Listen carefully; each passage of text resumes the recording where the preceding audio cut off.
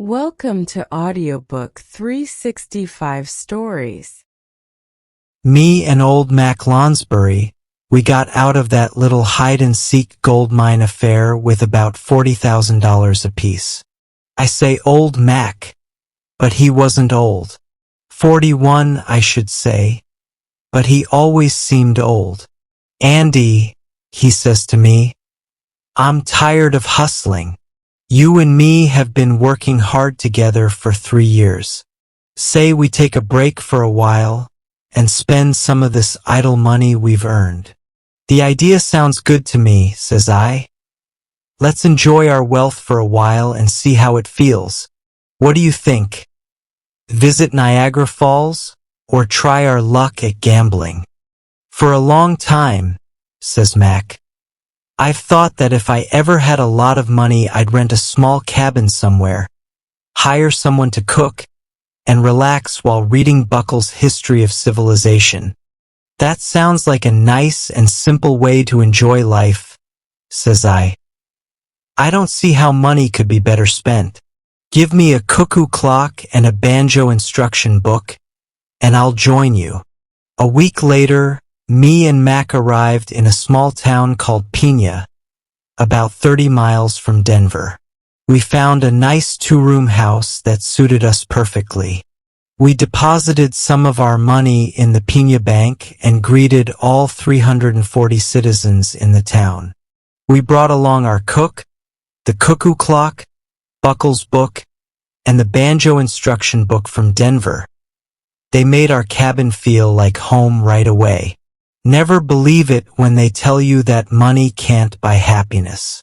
If you could have seen old Mac sitting in his rocking chair with his feet up, reading Buckle's book through his glasses, you would have seen a picture of contentment that would have made anyone jealous.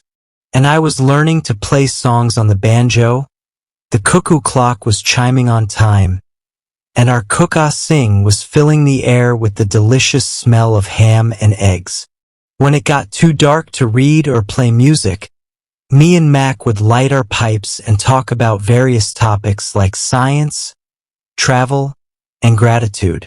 One evening, Mac asked me if I knew a lot about women. Why, yes, says I. I understand them pretty well. I'm familiar with their behavior and differences. I tell you, Andy, says Mac with a kind of sigh, I never really understood women. Maybe I might have been interested in them before, but I never took the time. I've been working since I was 14, and I never seem to understand how to relate to them. I sometimes wish I had, says old Mac. They're difficult to understand, says I, and different from each other. Although they have their reasons, I've found them to be quite different from one another. It seems to me, goes on Mac, that it's better for a man to understand women when he's young. I missed my chance, and I guess I'm too old now to learn. Oh, I don't know, I tell him. Maybe you should appreciate having money and freedom from worries. Still, I don't regret knowing about women, I say. It's important for a man to understand them to take care of himself in this world. We stayed in Pena because we liked it. Some people might enjoy spending money on excitement and travel, but me and Mac had enough adventures. The people were friendly. Ah-Sing learned to cook our favorite food, Mac and Buckle were good friends, and I enjoyed playing the banjo. One day I received a telegram from Spate, the man who was working on a mine I was interested in New Mexico. I had to go there and I was gone for 2 months. I couldn't wait to get back to Pena and enjoy life again. When I arrived at the cabin, I was shocked. Mac was standing in the doorway, looking completely different. He was wearing fancy clothes and had a big flower pinned to his jacket. Hello, Andy, says Mac with a big smile. Glad to see you back. Things have changed since you left. I can see that, says I, and it's a strange sight. This isn't like you, Mac Lonsbury. Why are you dressing up like this? Well, Andy, says he, they've chosen me to be the justice of the peace since you've been gone. I looked at Mac closely. He seemed excited and restless. A justice of the peace should be calm and composed. Just then, a young lady walked by on the sidewalk. I saw Mac half smile and blush. Then he tipped his hat and smiled at her. She smiled back and kept walking. No hope for you, says I. If you're smitten at your age, I never thought it would happen to you. And fancy shoes. All this in just 2 months. I'm going to marry the young lady who just passed by tonight, says Mac, sounding nervous. I forgot something at the post office, says I, and hurried away. I caught up with the young lady about 100 yards away. I tipped my hat and introduced myself. She looked about 19, quite young. I heard you're getting married tonight, I said. That's right, says she. Do you have any objections? Listen, miss, I started. My name is Miss Rebosa Red, she said, looking a bit upset. I know, says I. Now, Rebosa, I'm old enough to have owed money to your father, and my friend Mac, who's all dressed up like a peacock with shiny shoes, is my best friend. Why did you agree to marry him?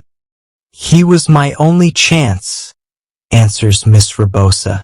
No, says I, admiring her beauty. You could have picked any man with your looks. Listen, Rebosa, Mac isn't the right man for you. He's much older than you. He missed his chance when he was young. He's chasing after something he missed out on in his youth. Rebosa, are you sure you want to go through with this marriage? Yes, I am, says she, adjusting the flowers on her hat. And so is somebody else, I suppose. What time is the wedding? I asked. At 6 o'clock, she says. I made up my mind quickly. I had to help old Mac. It wasn't right for him to marry a girl so much younger who still acts like a child. Rebosa, I said seriously, using what I know about how women think. Isn't there a young man in Pina that you really like? Oh, yes, Rebosa replied, nodding. There sure is. What do you think? Does he like you back? I asked. What does he think about all this? He's crazy about me, Rebosa said.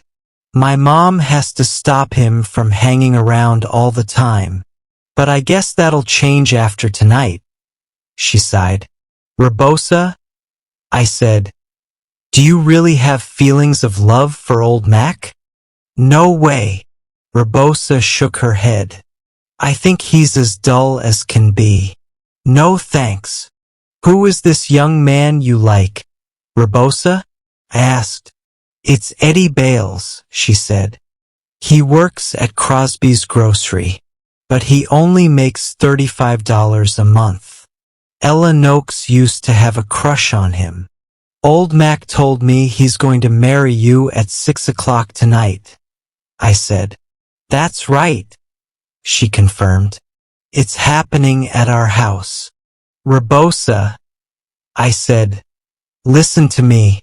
If Eddie Bales had $1,000 in cash, $1,000, mind you, enough to buy his own store. If you and Eddie had that much, would you marry him this evening at 5 o'clock? $1,000? Rebosa repeated. Of course I would. Let's go, I said. We'll talk to Eddie. We went to Crosby's store and called Eddie outside. He seemed reliable, but he was nervous when I made my offer. At 5 o'clock? He asked. For $1,000? Pinch me. I must be dreaming. Well, you're the rich uncle from India. I'll buy out old Crosby and run the store myself. We went inside and talked to Mr. Crosby privately. I wrote a check for $1,000 and gave it to him. If Eddie and Rebosa married each other at 5, he was to give them the money. Then I gave them my blessing and went for a walk in the woods. I sat down and thought about life, growing old, and the way women think. I congratulated myself for probably saving my friend Mac from making a big mistake. I knew he would be grateful when he got over his infatuation and got rid of his fancy shoes.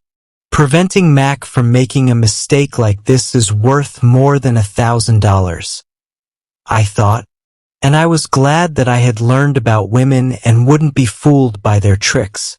It must have been around 5:30 when I got back home. I walked in, and there sat old Mac in his old clothes, with his blue socks up on the windowsill and the History of Civilization book on his lap.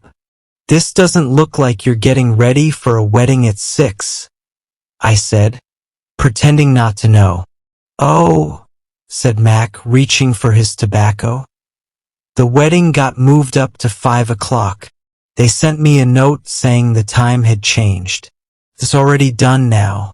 Where have you been, Andy?" "You heard about the wedding?" I asked. "I officiated it," he said. "I told you I was the justice of the peace. The preacher is away visiting his family, so I'm the only one who can perform weddings in town. I promised Eddie and Rebosa a month ago that I would marry them. Eddie is a hard-working young man. He'll have his own grocery store one day." "That's great," I said. "There were a lot of women at the wedding," said Mac, puffing on his pipe. "But I didn't learn anything from them.